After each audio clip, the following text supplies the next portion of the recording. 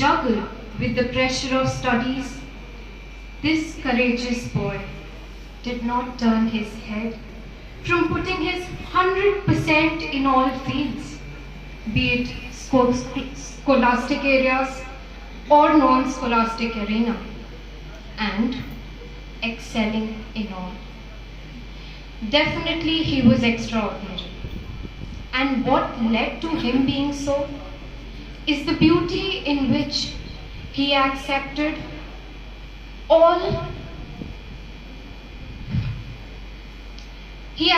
everything with resilience, patience, and optimism. His poems are a lively exhibition of his in-depth understanding of the bridge of certainties and uncertainties of life, and more importantly, how to balance it to make it till the end, an end which is as grand as the beginning.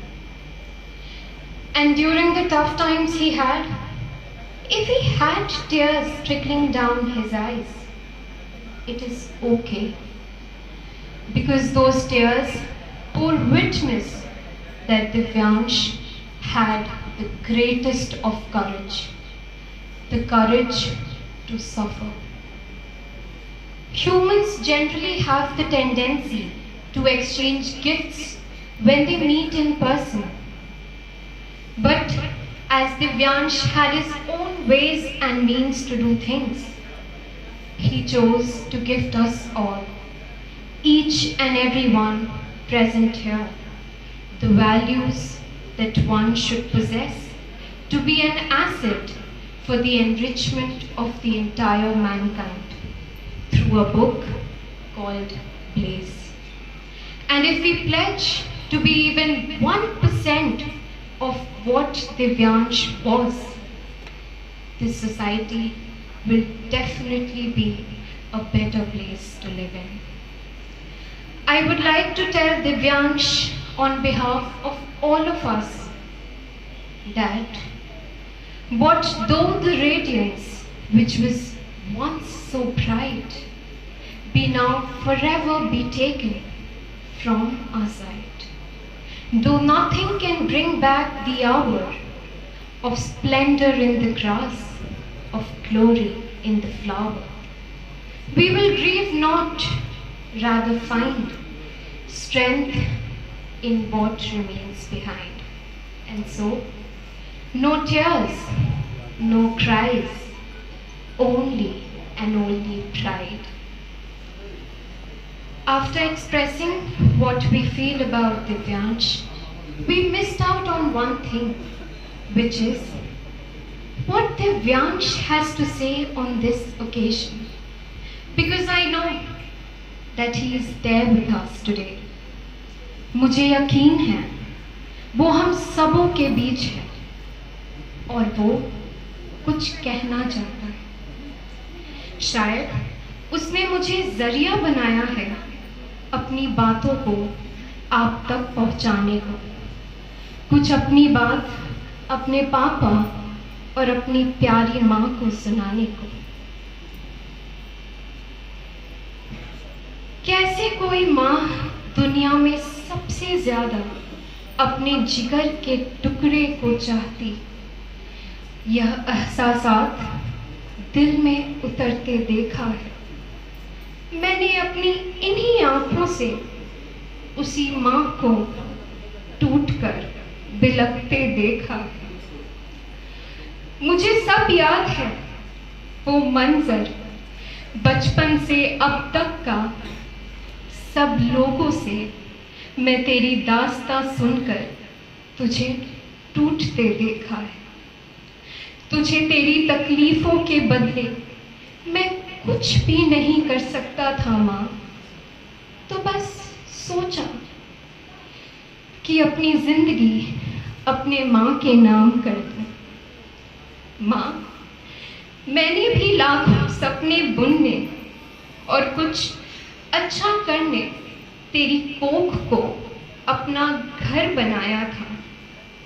मैंने भी समझा जाना तूने भी मेरे संग सपने सजाया था।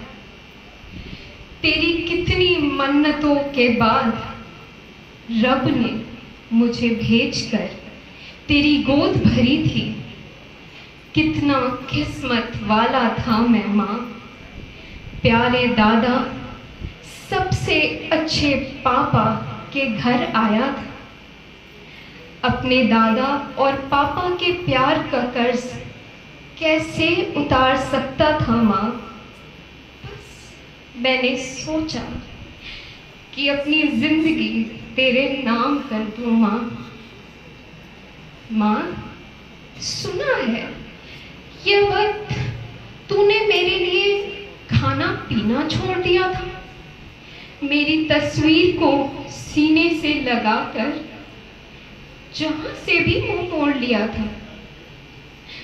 तेरी सूखी आंखों से जब रातों को पानी टपकता था। सच कहूं मां, तेरी ममता का अमृत मुझ पर बरसता था। तू यहाँ तो वहां, जिधर देखूं तू जहां। तेरे अमृत का मोल तुझको कैसे चुका सकता था माँ।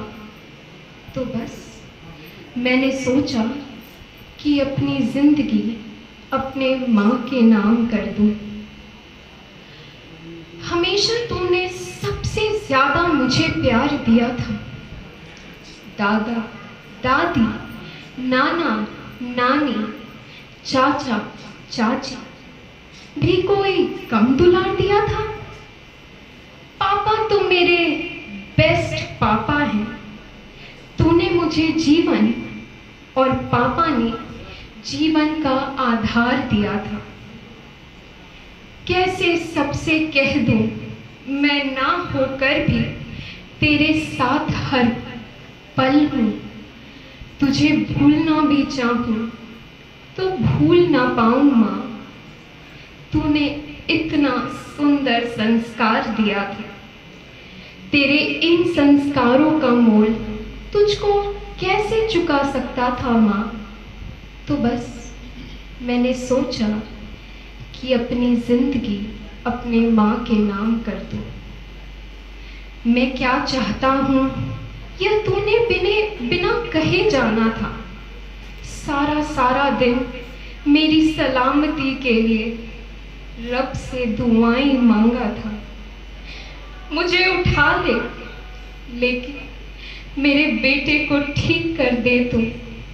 बार बार आंचल थाम अपने देव से यही चाहा था। सोचता हूँ तेरे इतने एहसानों के बदले आज तक तुझे क्या मैं दे पाया। तेरी जिंदगी का गम मैं रत्ती भर भी कम नहीं कर पाया। उम्मीद है तेरी अवश्य में ढल कुछ कर जाऊं। कुछ ऐसा ही अर्जी मैंने भी उस ओर सरकाया था। तेरी इन दुआओं का मोल तुझको कैसे चुका सकता था माँ। तो बस मैंने सोचा कि अपनी जिंदगी अपने माँ के नाम कर दूं। माँ, मैं जानता हूँ तूने मेरी हर बात का मोल दिया। जो मैं कहना चाहता था कह ना सका, उसको भी बोल दिया। मैं जहाँ भी हूँ खुश हूँ। मैं यहाँ अकेला भी नहीं हूँ। दिन भर दादू के संग बैठकर उनसे बहुत कुछ सुनता हूँ, बहुत कुछ सुनाता हूँ। और हाँ माँ, मौका मिलते ही दादी के संग इंडियन, चाइनीज और सबसे टेस्टी हेवनली फूड बनाता हूँ। क्या किस्मत है तेरे बेटे की माँ। यहाँ भी मेरे संग मेरे पापा का इमेज है। बजाने को साज और हाँ माँ, सोने को दादा दादी के गोद का प्यारा सेज है। अब सो भी कैसे सकता हूँ माँ, तुम ही बतलाओ। अब तो मेरे हाथ तुम दोनों के हाथों से लिखा ब्लेज है। तेरी इन एहसासों का मोल तुझको कैसे चुका सकता था माँ। तो बस मैंने सोचा कि अपनी जिंदगी अपने माँ के नाम कर दूं। So this was Divyansh, this was his voice. I was just the mediator. And